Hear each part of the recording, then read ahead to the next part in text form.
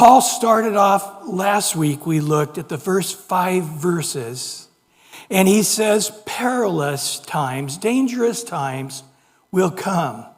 Now, don't get me wrong, for those who have the spirit of the Antichrist, they're going to be a pig in slop. It's going to be the most hedonistic, immoral, blasphemous time, and they're going to just be loving it, pigs in the slop. But for us who are standing for the truth, the price to keep the truth is going to get bigger and bigger. Today, we are experiencing persecution. If you let it be known in your high school campus or your college campus that you are a Christian, especially if you're a Christian standing for Israel, talking about the miracle of God bringing the children of Israel from the four corners of the earth back in, you will suffer for it. If you let your professors know you're a born-again Christian, you probably won't get as good a grade. If you go into the workplace and you make it known that you are a Christian. I know in San Diego there was a couple of lawsuits where somebody had on their shirt, Jesus is King, and it was the name of a band or something, and the teacher, the principal said, you've got to turn the shirt inside out or leave campus. And anyway, it ended up being a lawsuit, and they ended up winning. And it was a wealthy family. I happen to know them. It wasn't about the money. It was to let it be that we have free speech. But, and so we're experiencing that. And of course, with the neighbors. You know, if it's such a dividing point politically these days, right? I mean, if one had a Trump sign out and the other one had a Biden-Harris out or Harris-Biden, it was, they might not talk. I'm amazed how many kids have cut their parents off because they voted for Trump. But vice versa, there's some liberal parents that their kids told them, and they said, I am no longer paying for your college, and I'm cutting you off completely. It's an interesting time, but this is the spirit of the last days. And in that perilous times, he gave us 18, depends on how you count it, 19 things to describe it. Wow. It was clear prophetically in Paul's mind how hedonistic, how immoral, how violent and vulgar of a generation that would be such an antichrist spirit.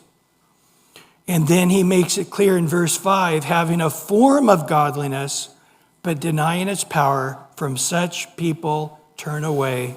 Paul said to the Romans in Romans 6:17, I urge you, brethren, note those who cause division and offenses, contrary to the doctrine which you have learned, and avoid them.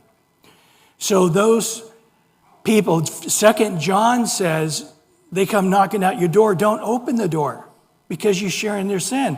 The neighbor across the street said, I guess our neighbors like the Jehovah's Witnesses. They're talking to them a long time over there.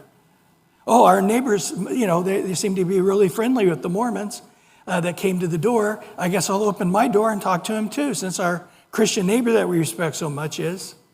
John says, don't do that because you're going to share in their sin by engaging with them in that way. Now, there are apologists who have that ministry, like Walter Martin used to have and others. Now, after last week's message, a few of the ladies said, oh, that's so scary. I'm so disturbed. I'm so scared. And I had a few of you say that. And I said, well, understand there's going to be a grace that we don't know about yet that's going to be given. It reminds me of that story where Corrie ten Boom, as a young junior high girl, told her dad, I'm afraid of dying. And her dad said, we go to Germany once a quarter because they would change the clocks and all of Europe would be set. They would all come from various parts to get their clocks synced up, and then they'd go back to their different parts of Europe. And he said, when do I give you your ticket for the train ride? And she said, right before I step on the train. He said, in the same way, when it's time for you to step on that train, God's going to give you the grace that you don't know about, and he'll take that fear away. In the same way, we will have a bravery we don't know. We'll have a grace and a joy we don't know. I think of Stephen. I don't think he thought himself as some brave, courageous guy ready to die for Christ. But when it came to that moment when they were saying, defend yourself, why are you a believer in Jesus? And he started speaking and the Holy Spirit empowered him. But what happened when they started stoning him? The heavens opened up and he saw Jesus on the throne. And the rocks didn't kill him. It said just as if he fell asleep right there. And boy, if you read the Fox's Book of Martyrs, you got to realize for hundreds of years, Christians carried around with them their Bible, a hymnal, mostly the Wesley hymns, but others also, and the Fox's Book of Martyrs. They would never be found separate from those three books. And they would sit in the garden, they sat out in the parks, and they would read under the trees to give themselves courage to not give in to the tyranny of Europe against Christianity, as so often was the case. And so, again, we should be greatly comforted that we're not blindsided by this. It's not like, wow, I thought the Lord was coming back. It would be more people than ever believed in the Lord, and the Lord's going to rapture most of the people on the earth. And instead, it's getting worse and worse and worse. I didn't see that coming. I had no idea that would be the case. Is the Lord really Lord? Is he really in charge? You see? But the fact that he said it's going to be the days of Noah, which was a violent society where the thoughts and intents of man were evil continually, that the days would be the days of Noah, which was an immoral society, a wealthy society. You got to read Ezekiel 18 to get the whole list of things.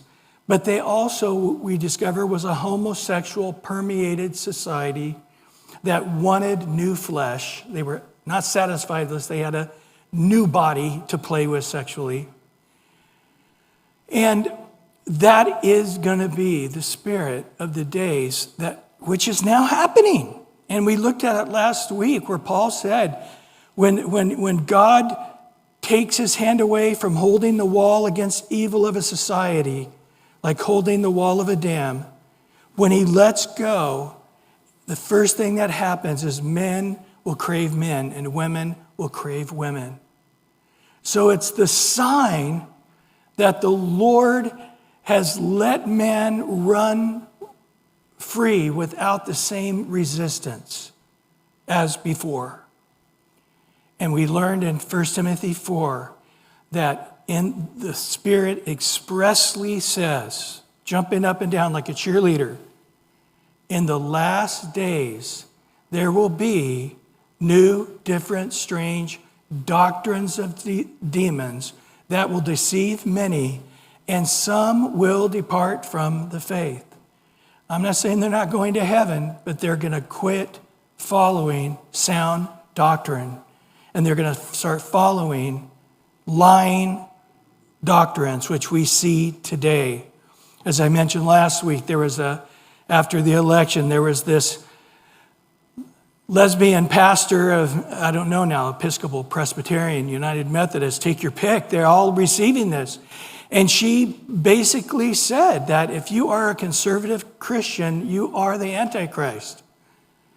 Because Jesus opens his arms to all transgendered and gender fluid and LGBT plus. Jesus is that, And that's why they do the rainbow, because God gave the rainbow and God's given this, and on and on and on and on. And very eloquent speaker, by the way, but somebody who is spewing doctrines of demons.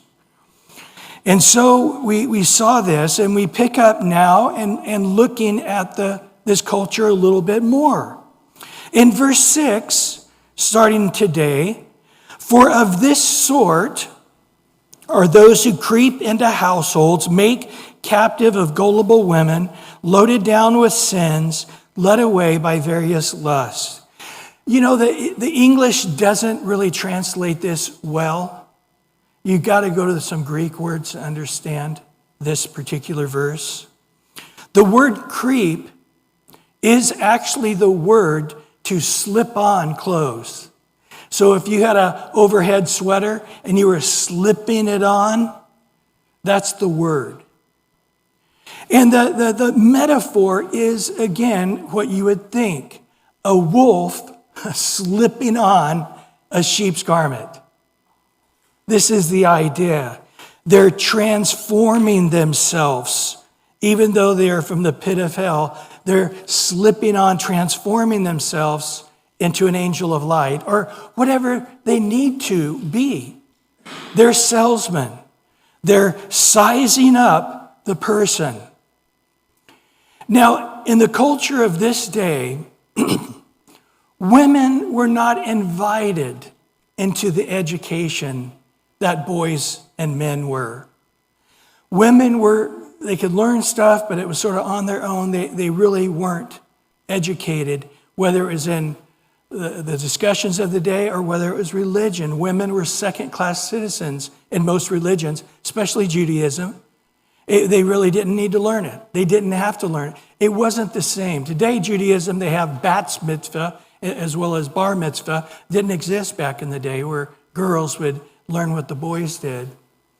And so because of this lack of education, because of the lack of the knowledge of the scriptures that the boys had, women were unprotected. And when the morning came, men went out to work. And so the house was a vulnerable place. So when do the Jehovah's Witnesses show up? Usually it's during the day where they're going to find ladies. Of course, now nobody goes to work anymore. They just do it from the house. They're a big percentage of people.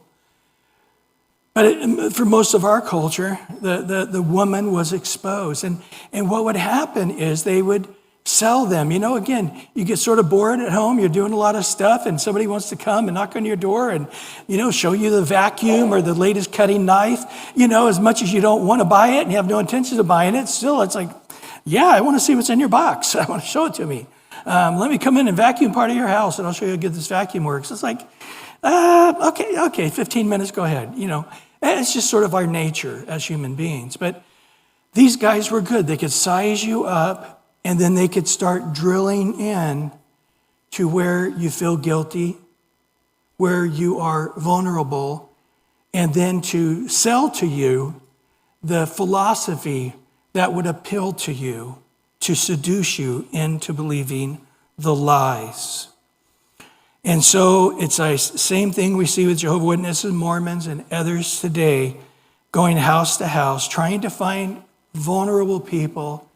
I have found elderly women in our church in San Diego that would be saying, "Oh, I can't come this Saturday. I'm having a Bible study at my house." And it's like, what?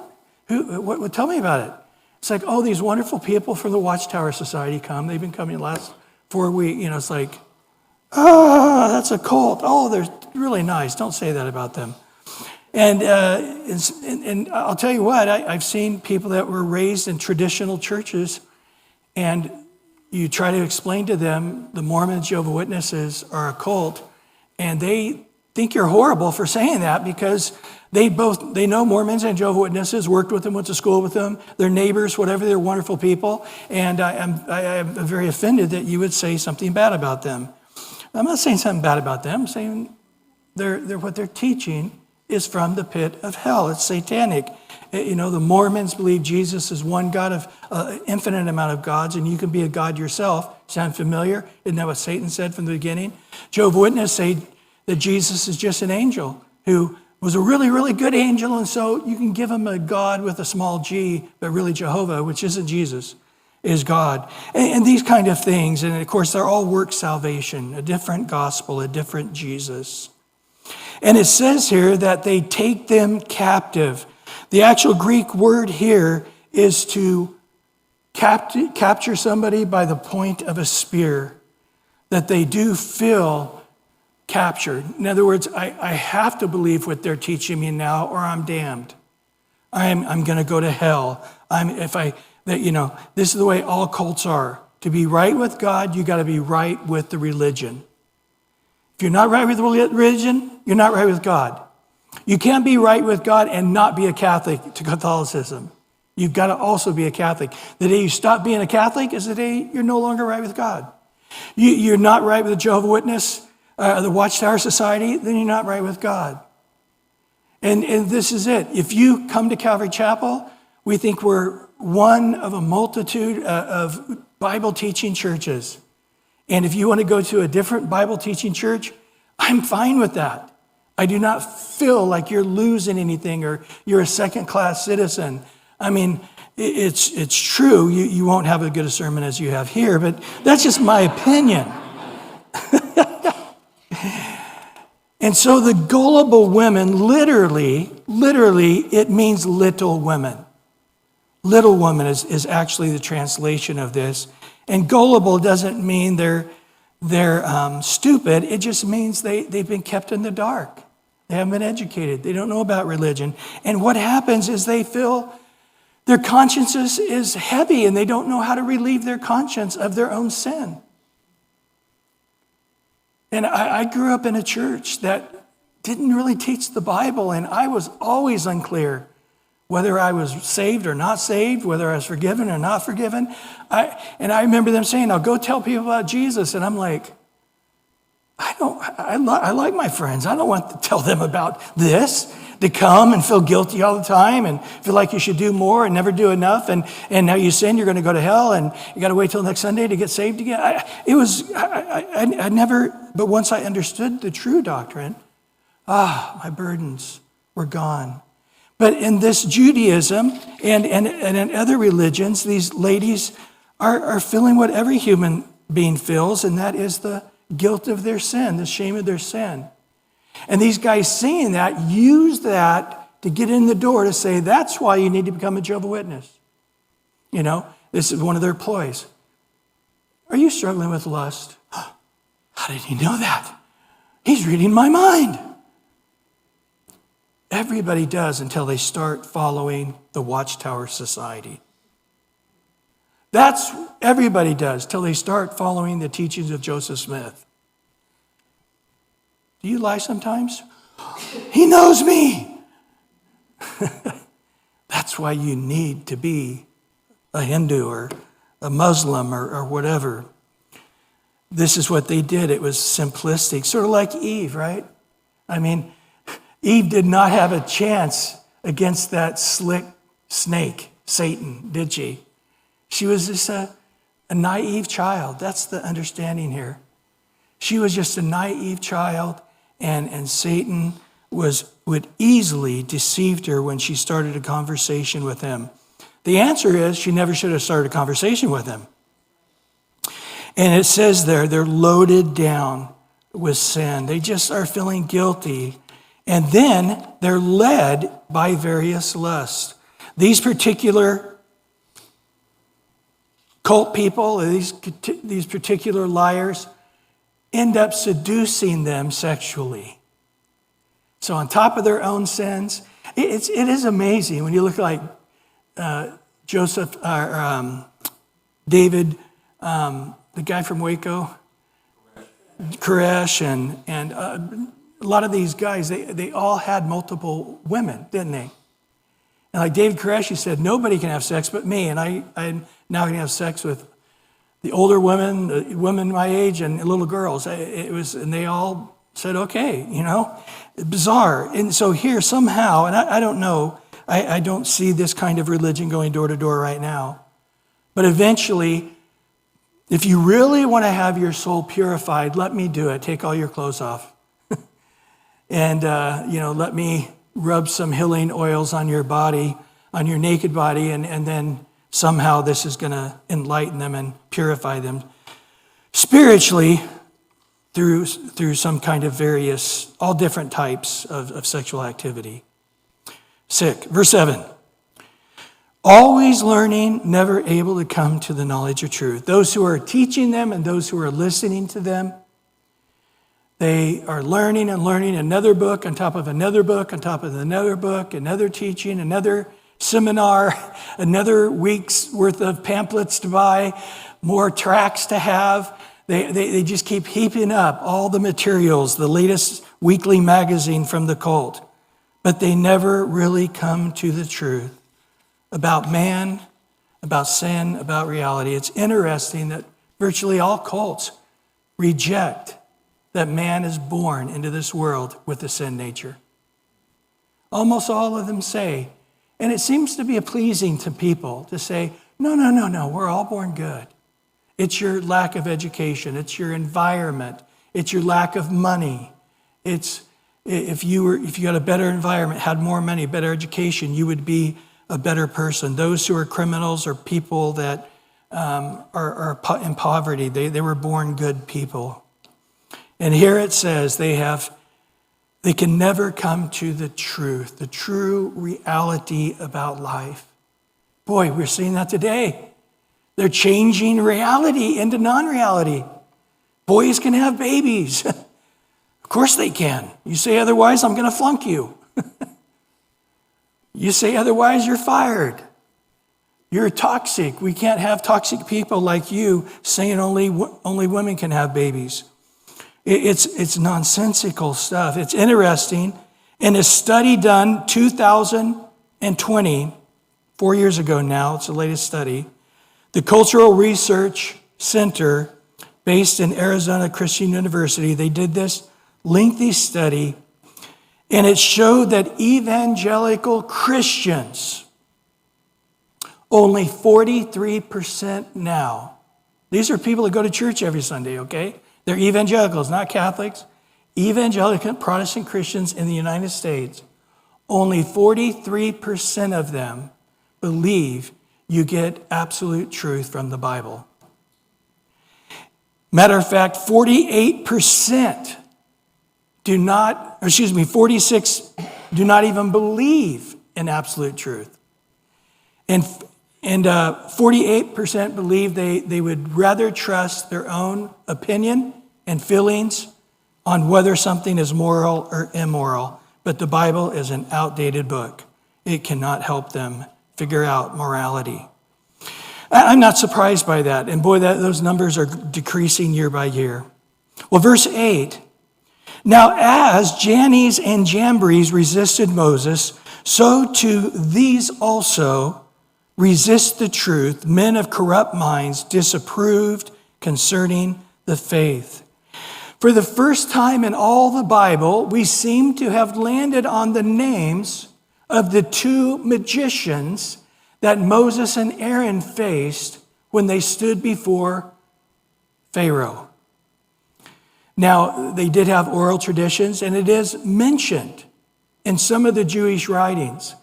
Interesting, in the Jewish writings, they give the names of Jannes and Jambres, and they say that these guys followed Moses and the gang to continue to try to hurt them. And in the Jewish writings, it was actually Jannes and Jambres that gave Balaam the idea to please Balak to get the women to seduce the men. It was actually they are the ones in the Jewish traditions. But we happen to know these guys who stood against, and he's saying this is what it's going to look like. Now, I don't know how much Moses knew, but I think Aaron for sure, probably both of them thought when they take Aaron's snake and throw it down, or the rod, and becomes a snake, that was the end of the story. And when the magicians did the same thing, I think their mouths dropped. Like, I thought only God's power could do that. I didn't know there was another power in existence that could do that. They were head for head, matched.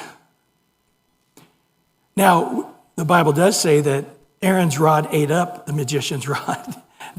One snake ate up the other. But I think that Pharaoh was saying, yeah, I'm not bowing my knee to you guys. My God's equal in power, and this is what we're going to come up against. These people are going to say, but look at the Mormons. They're worth $36 billion now, They own Marriott. And how can they be wrong when they have such beautiful buildings and such wonderful choirs and they help out so many people? How could something of Satan be so wonderful and so helpful and so forth? And so will the Satan worship, so will the Antichrist religion. You're going to face off and you're not going to win right away. And then the next thing they did is started the plagues. And remember, the first plague was changing the water to blood. Now, you think if there was a real power here, they would have changed the blood back to water. Now, that would have been impressive. But they can't do positive things. They can only repeat the negative. And so water was scarce in Egypt, but whatever water was left, they turned it to blood. It's like, thank you. We have nothing to drink now. But again, impressive. And Moses and Aaron, shrunk a little bit, Man, I thought that was going to be the end of the story, but it's not. They could do it too. And then the second plague, remember, was frogs. And what did they do? They didn't take away the frogs. That would have been impressive. But they added more frogs. Oh, great. That's all we need. Well, we already have too many frogs to have many more frogs on top of too many frogs. Thank you. But again, it hardened Pharaoh's heart because he's going, hey, these guys are right there. Nothing new, no power that I haven't seen already. But then when they came to the third plague, the gnats, what did they say? We're done. We do not have this power. This is the finger of God. And then there was a fourth and a fifth and a sixth. These guys are watching the hand of God and the power of God, nothing that they could even come near. So the word here to us is to be encouraged. You are the modern day Moses. You, Timothy, and you today. We're not going to win them all, okay? We're going to lose some battles along the way. But it says that Moses in the past resisted. That's in the aorist past tense, which is a completed action. Aorist active indicative. It happened once and it was over. But then he says for us now to resist in the present tense. They're going to resist the truth in the present tense. But the outcome will be the same. History will repeat itself. Satan will be allowed to have more power, as we already know. They're going to have new doctrines of demons. They're going to have more power displayed. Matter of fact, in Revelation, surprisingly, people are intrigued by Satan's power, the Antichrist and the false prophet. In Revelation 13, verse 13 to 15, it says he performs great signs so that even makes the fire come down from heaven on the earth in the sight of the men, and that deceives those who dwell on the earth that by those signs which he was granted to do in the sight of the beast, telling those who dwell on the earth to make an image of the beast who was wounded by the sword and lived. He was granted power to give breath to the image of the beast, that the image of the beast should speak and cause as many as would not worship the image of the beast to be killed. In 2 Thessalonians 2:9, the coming of the lawless one, 2 Thessalonians 2:9, the coming of the lawless one, or the Antichrist, is the one according to the working of Satan, with all what? Power, all signs, and all lying wonders. So it appears they're going head to head, and that it wasn't trickery by the magicians, but it was genuinely power, the power of Satan. And when Satan calls fire to heaven through these antichrists and the prophet and so forth, people on the earth are going to go, end of the story, that's God. That's interesting because you remember the story back with Elijah, and they made the sacrifice and the Baal worshipers couldn't get fire to come out of heaven. And they did it all day and all night. There were hundreds of them. They were shocked that fire didn't come out of heaven. And then Elijah comes up and fire comes out of heaven and consumes it. The miracle in that story was not that God brought fire to heaven. The miracle of the story is that these Baal worshipers, these Baal priests, didn't have success. They were sure that was something that might happen, that had the power. It wasn't even a question in their mind. But the miracle of the story is God held back the power of Satan in that story. Because we see in Revelation and Thessalonians, Satan has a lot of power to call fire to heaven. That's no big deal whatsoever. But again, we also are going to observe genuine demonic power. I've had people say, no, you got to look at the Ouija board. This thing really works. It's like, I know it works. You know, but I'm telling you, something really moved. That's like, it's called a demon. Yes, there are demons, and you're opening yourself up, and that's foolish. Of course it works. I don't question that it works. I know it works. Satan is live and well on planet Earth, and demons, if you are willing to open yourself up to them, they will come in and they will trick you and do far more damage than you thought. In 2 Corinthians 11:15, therefore, talking about Satan who appears as an angel of light, he says, therefore it is no great thing his ministers also metamorphosize themselves into ministers of righteousness, whose end will be according to their work. So understand, people that are preaching demonic doctrines are not going to be ugly to us. They're going to be lovely to us. Their words are not going to be unpleasant. They're going to be very pleasant. Everybody is right with God. Everybody's a child of God. Nobody goes to hell. Your sins are not sins. You've just been told that. You can do that, have sex with whoever you want. That's an old teaching that went out thousands of years ago. Don't let the Judeo-Christian ethic oppress you. You're under oppression. Be liberated, be free, and say what you want, do what you want, live and let live, and whatever makes you happy, do it. But these men, they are corrupt minds, disprove concerning the faith. It may sound very similar to Christianity at some points, but it is not Christianity. Do not be fooled. Verse 9, but they will progress no further, for their folly will be manifest to all, as theirs also was. So just like Jennies and Jamborees eventually were stopped and brought to shame and embarrassed, and the true power of God was not limited and continued on, so we in the last days be encouraged. Interesting, James says, resist the devil and he will flee from you. In this case, that's what Moses did. He just kept at it until they had to flee, saying, oh, we can't do this. This is truly the hand of God. And so what is he saying? Greater is he who's in you than he who's in the world.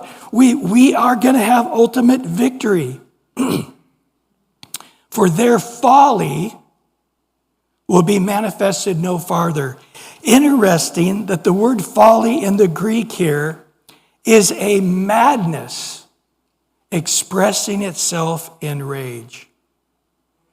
So it's telling us that Jennies and Jamborees, when they were like, this is the finger of God, it's like, wow, what do you think about that, guys? They were angry. They were angry they couldn't do what they did, and they had vengeance in their heart. They didn't become believers and say, Moses, I'll follow you. They were enraged, and they wanted Moses and the Egyptians to go down harder than ever. They're probably the ones who told Pharaoh, get the chariots and get the armies. Let's go chase them into the Red Sea. These guys were enraged. It's interesting, if you were described today, the progressive liberals in our country, I would describe them as madness expressing itself in rage. That's exactly what this word folly means. And it will become very, very clear that these guys have lost to the true doctrine, to the true power of God. Verse 10, but you have carefully followed my doctrine, manner of life, purpose, faith, long-suffering, love, and perseverance. But you are not like these guys. I understand it's similar. They might sing some of the same songs. They might quote some of the same scriptures. They might use some of the same analogies. It's when I've debated cults, it's interesting how they've used some of the same analogies I've heard pastors from the pulpit use. And but it's to support their heresy.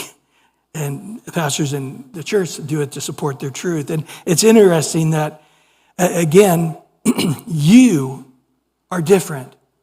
And what's going to cause you to stand out is not that you win every battle. It's not that you're stronger than everybody else and wiser than everybody else.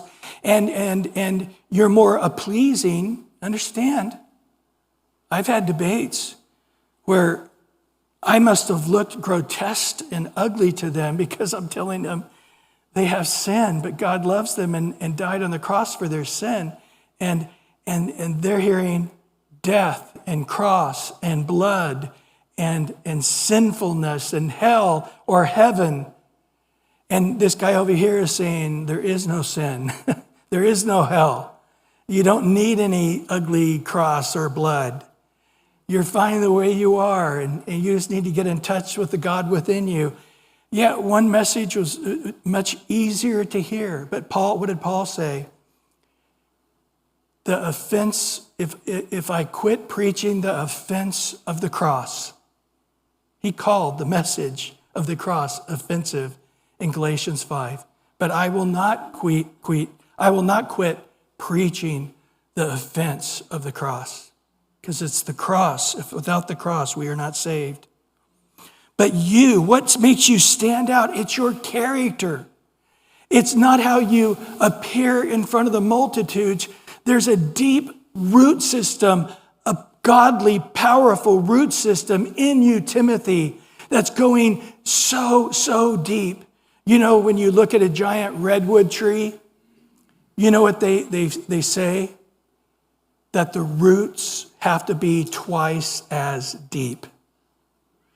Have you ever been to Sequoia? Have you ever seen those trees? I mean, it just blows my mind. I mean, imagine if we had one of those trees planted right outside here. You would be able to see it from the Los Angeles airport. You'd be able to see it from Disneyland and probably from San Clemente. You would see this tree. But he's saying the reason you stand out because you have carefully followed. The word carefully here is you've investigated it. You've examined it. It's not a general idea you have on how you live. But you have looked at every angle and side of this, and you are doing what I have done. So when Paul led Timothy to Christ, as Paul's root systems were going deep and deep, Timothy's root systems right next were equally going as deep. And he points out a few things. First of all, the doctrine. You know, this is what Satan does. He gets as close as he can to Christianity, but makes sure there's enough lie in it to destroy, right? What do they say that if a plane leaving California going to Hawaii is just off a minute amount on the gauges of a plane, you would end up 3,000 miles out in the middle of the Pacific. They hit that little island, man, you got to be right because it's nothing but open sea around it. And so in the same way, if somebody had a giant plate of Thanksgiving food for you and they got a dropper out and dropped one drop of poison on it, and they said, okay, here it is. Eat 99.99% of it's perfect. Only one drop of it will kill you. Only one bite will kill you. Are you going to eat anything off that plate? Are you going to hand that plate to any one of your kids? Of course not. But this is what they do. Your doctrine is exactly my doctrine. It's the true doctrine without any deviation. But believing the right thing isn't enough, is it? There's a light year between knowing the right thing and doing the right thing. You got to know the right thing and then do the right thing. If you don't do the right thing, knowing the right thing doesn't really help anything, right? I mean, most guys dying of lung cancer in the hospital, it's like, didn't you know this causes cancer? Every day I smoked. I did know that, yes. But knowing that information didn't stop them from smoking. So again, it's got to be acted on. And that's why number 2, he says, the manner of life. How I lived. You followed how I lived. You examined it. Paul said to the Ephesian church in Acts 20:18, and when they had come to him, he said to them, the church of Ephesus, you know from the first day I came to Asia, in what manner I always lived among you. Paul had a great reputation, and it was lived out. And Timothy followed and lived it out the same way. And then he said the third thing is the purpose. Have you noticed that in other religions? Their purpose is clear and powerful. Go ask a Muslim what's the purpose of the Muslim religion. They'll tell you. It is to take over the world. And if we can't convert them, we kill them. But we do not stop until everybody is a Muslim and Shia law has dominated the world. They'll tell you that. That's as clear as day. Again, you talk to a Catholic, you talk to a Mormon. And so the purpose, the vision, the clear direction, what we are doing is one by one. That's all what we're doing. We just want to share the Lord with one person and disciple one person. You guys have heard those math, right? If I could get up and preach to 1 million people every day, and 100,000 people came to Christ, in 166 years, I would have preached to all the world and the world to be saved. Can't do it. I won't live to be 166, I hope. But if I spent 1 year leading one man to the Lord, discipling him for a year, the next year, the 2 of us lead one person to the Lord, disciple them for a year. The next year, the 4 of us. Do you know how long it takes to lead the whole world to Christ and disciple them for a year? 35 years. One generation with 5 years to spare. You see, it works mathematically. Our purpose is to go into the world and make disciples, to share the gospel. If they receive the gospel, then to say, let's start reading the Bible together. Let's come to church with me. Go to Bible study with me.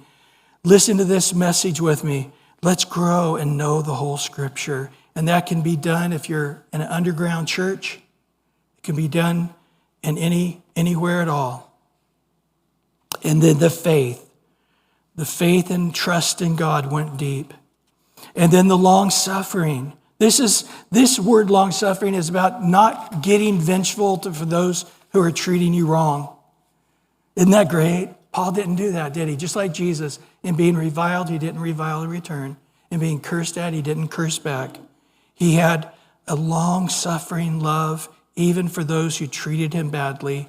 And we see that agape love, a love that believes all things, hopes all things, endures all things, a love that never fails no matter what they do. Just like Jesus. Father, forgive them. They know not what they do. And then the 7th thing is perseverance and endurance. Literally, it's taking a greater load and another load. No matter how big the load, you can endure it. So no matter how, if they beat me, if they shipwrecked me, if they stoned me to death, if they put me in prison, no matter what they did. And then the 8th thing we find in verse 11, persecutions, and the 9th thing, afflictions, the sufferings. And again, and today we do know there are serious physical sufferings happening in China and places like India and Iran, all the Eastern type of countries. But we also have to endure our persecution, suffer the financial downside or get a lesser grade in college because you're not going to bow down as a Christian. And then in verse 11, he says, these persecutions, afflictions, which happened to me in Antioch, Iconium, Lystra, have persecutions I endured. Out of them all, the Lord delivered me. Timothy would know this well, because Paul's describing his first missionary journey where Timothy was saved. Timothy was from Lystra. If you look at the map of Turkey, it's almost right in the middle, is the ancient site of Lystra, out in the middle of nowhere. And then all of Turkey became the Christian hub of the world. I just want you to think about this a minute. Turkey was the Christian hub of the world. And you know what? When you go to Turkey today, it's almost zero Christians. And to be a Christian, you could probably get killed. Then you go to Germany. It was the Christian hub of the world.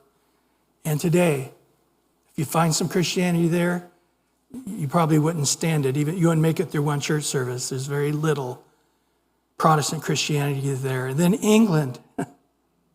This last year, they are now a Muslim nation. There are more Muslims than Christians, and they are now listed not as a Christian nation, but a Muslim nation. We're the Christian hub of the world. And now we look at America. Look at America and imagine in 100 years, there's no Christianity there whatsoever. And to be a Christian might get you thrown in prison.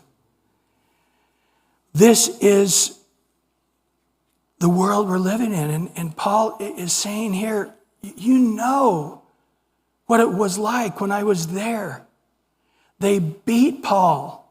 They actually, in the city where Timothy was born and raised, they stoned Paul to death and then dragged his body outside. The Lord raised him from the dead. He went in and preached some more. It was under that persecution that Timothy said, yes, I'll follow Jesus. He prayed the sinner's prayer, probably with a Paul who had a black eye and his head was shaped weird from all the knots from the rocks, and his lip was big and his arm was killing him. And he's like, okay, Timothy, you want to ask Jesus into your life? This is what he's trying to say to him. It's under that difficulty that you saw the power of the gospel. Don't shy away now. Don't be afraid now. All those persecutions I endured, out of them all, the Lord delivered me. Remember, Peter said, don't think it's strange when we go through trials. And then he also said, I love this in 1 Peter 4:16, if you're being persecuted for being a Christian, don't be ashamed. You know, they tried to shame Jesus. They put two criminals deserving of death on each side of him so he would be guilty by association. Oh, I know that guy, he's a definite criminal. I know the guy who's a definite criminal. I don't know the guy in the middle, but I'm sure he's just as bad as they are. That was the implication.